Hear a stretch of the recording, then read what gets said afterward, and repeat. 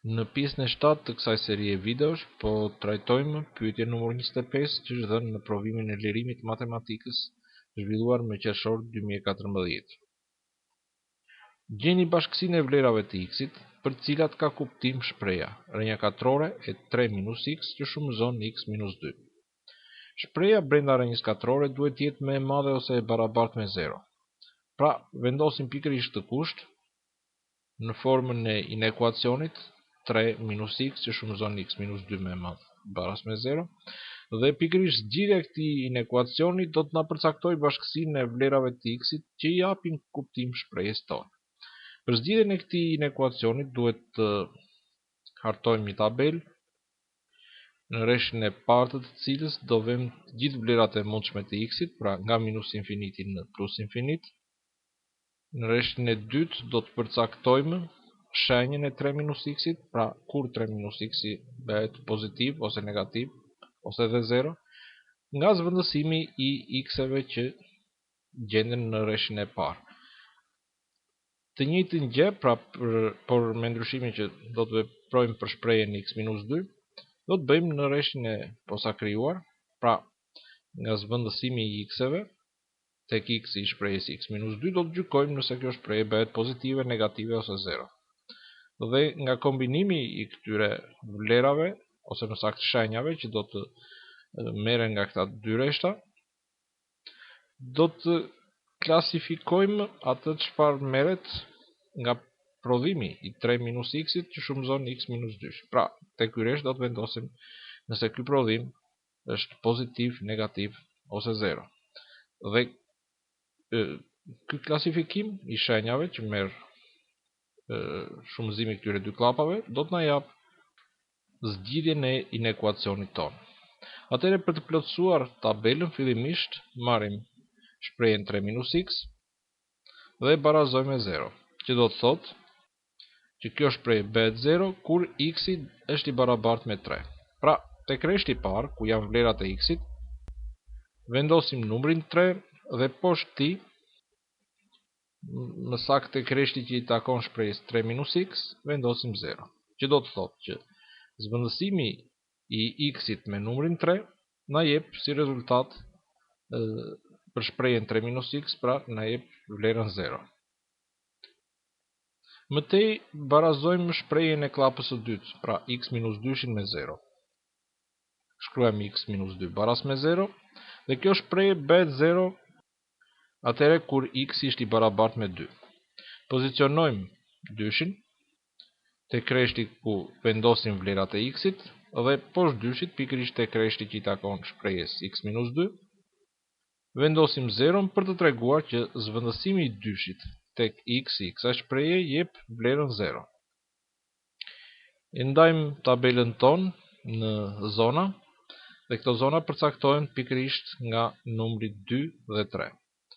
Mëtej studiojmë për secilin rast se çfarë ndodh pra me shprehjen 3 minus x apo x minus 2 për numrat që gjenden nga minus infiniti në 2, nga 2-shi në 3 apo nga 3-shi në plus infinit. Për shprehjen 3 minus x, nga zvendësimi tek kjo shprehje, më saktë nga zvendësimi tek x i kësaj shprehje, i numrave që gjenden djathtas 3-shit, do të kemi si rezultat që shprehja jonë do të marrë shenjën minus, pra merr shenjën e numrit që ri pranë x-it. Numri që ri pranë x-it mendohet të jetë minus 1, pra vendosim në zonën përkatëse pikërisht shenjën minus për të treguar një gjë të tillë. Dhe për të gjithë numrat që janë majtas 3-shit, pra për numra nga minus infinit deri tek 3, kemi atë që nga zvendësimi i këtyre numrave tek x-i i shprehjes 3 minus x do të marrim një shprehje që ka shenjë të ndryshme nga shenja që ri pranë x-it. Pra, meqense pranë x-it ri minus për këta numra, pra për minus infinit deri në 3, shpreha 3 minus x bëhet pozitive. Kështu që për të treguar këtë gjë, majtas 0-s vendosim plusin. E kemi vendosur 2 herë sepse janë dy zona të përcaktuara. Vazhdojmë arsyetimin për shprehjen x minus 2, për 2-shin kemi x minus 2 bëhet 0, për numrat që janë djathtas 2-shit, Shpreja x-2, nga zvendësimi këtyre numrave, pra tek x i kësaj shpreje, do të kemi që shpreja x-2 bëhet me një shenjë të njëjtë me atë të numrit që qëndron pranë x-it. Pra, pranë x-it qëndron +1, kështu që për zonën që po flasim, pra për x e djathtas dyshit, do të përcaktojmë shenjën e plusit. Ndërsa për x-et që janë nga -infinitë deri në 2, do të kemi që pas zvendësimit të tyre tek x-it, pra do të kemi shprehjen x-2 të marrë vlerë të kundërt me atë të numrit që qëndron pranë x-it. Pra, do të vendosnim shenjën e minusit.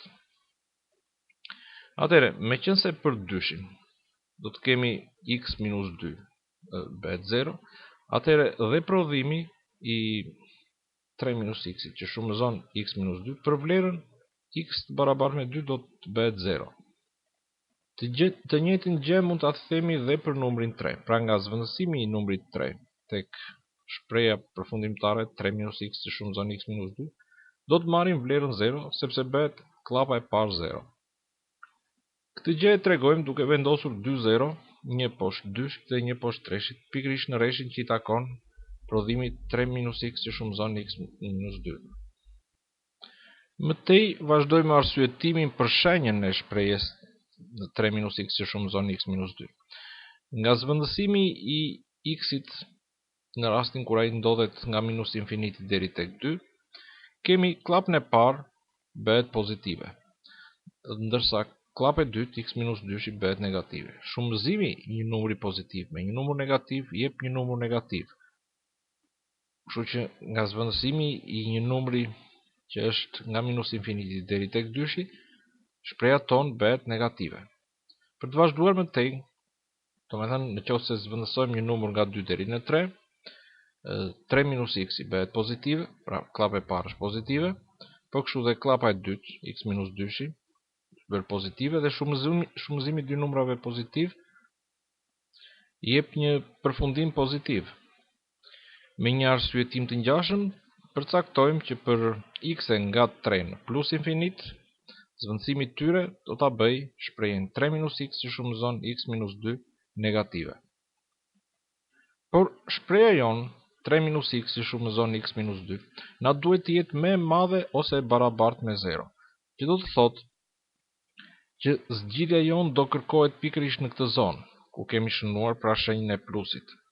Dhe kjo zonë i takon x-eve të tillë që të jenë nga 2 deri në 3, pra përfshihet dhe 2-shi dhe 3-shi. Kështu që bashkësia e që përfaqësohet me segmentin 2-3 është zgjidhje për inekuacionin ton dhe në fund të fundit është bashkësia e vlerave të x-it për cilat ka kuptim shpreha rrënjakatrore e 3 - x që shumëzon x-2.